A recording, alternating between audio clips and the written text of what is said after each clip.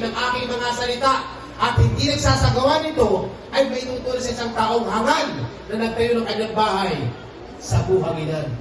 So yung mga tao pala, hindi kay Kristo ang pundasyon. Ang tawag ng Biblia, hangal. Anong ibig sabihin ng hangal? Walang kukote. Mahina ulo. Mangmang.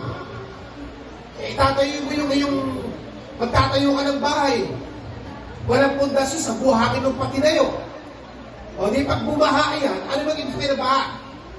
May mga pagsubok na dumarating kasi ang buhay natin sa mundong ito ay puro pagsubok yan araw-araw.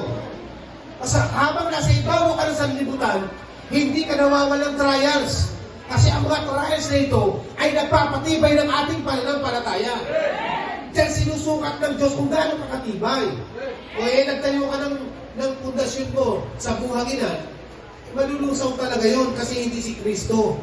Kaya yung mga taong hindi kay Kristo nakapundasyon, tingnan mo, nilatangay ng hangin. O hindi ko lang hindi sasampayan. Bakit? Kasi umuulan eh.